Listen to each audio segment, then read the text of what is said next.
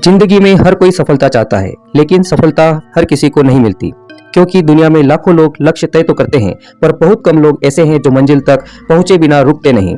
मित्रों, आज की ये कहानी आपके जीवन में बहुत बड़ा बदलाव ला सकती है। इस प्रेरणादायक कहानी को पूरा अंत तक अवश्य सुनिएगा। एक राज्य में एक महान राजा था। बूढ़ा हो चुका था, पर उसका मन बेचैन था, क्योंकि उसकी कोई संतान नहीं थी और उसने अपने साम्राज्य के लिए एक योग्य उत्तराधिकारी ढूंढना था। राजा ने पूरे राज्य में घोषणा करवाई, अमुक दिन जो मुझसे मिलने आएगा उसे मैं राज्य का एक हिस्सा दे दूंगा। राजा की बात सुनकर उसका मंत्री बोला, हे राजन, इस तरह तो नगर के सारे ही लोग आ जाएंगे, आप किसे किसे राज्य दोगे? राजा बोला, चिंता मत करो, मैं अपना उत्तराधिकारी ढूंढ लूंगा। राजा ने पूरे राज्य में घोषणा करवाई और घोषणा को सुनकर कई लोग खुशी से झूम उठे तो कई लोग पागल हो गए और कहने लगे, हर कोई सोच रहा था अब तो लाइफ बन गई, हमारा जीवन बन गया। फिर घोषित किए गए दिन महल के बगीचे में इतना बड़ा मेला लगा कि इंसान खुद को भूल जाए। नाच गाना, शराब, खेल, स्वादिष्ट भोजन, हर तरफ आनंद ही आनंद। लोग आए तो राजा से मिलने के लिए थे, लेकिन बीच में मिले मनोरंजन और आनंद के साधनों ने उन्हें रास्ते से हटा दिया।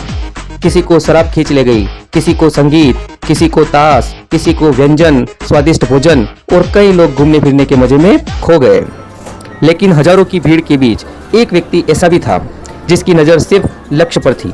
उसने मनोरंजन को देखा भी नहीं, उसने रास्ते में किसी की बात नहीं सुनी और वह सीधा महल की ओर चलता चला गया, क्योंकि उसके मन में केवल एक वाक्य गूंज रहा था, मुझे राजा से मिलने जाना है, समय पर और किसी भी कीमत पर। महल के दरवाजे पर तलवार लिए दो पहरेदार खड़े थे। उन्होंने उसे रोका, कहा, वापस जाओ, अंदर जाना मना है। पर उसने हार नहीं मानी, ना रुका ना डरा।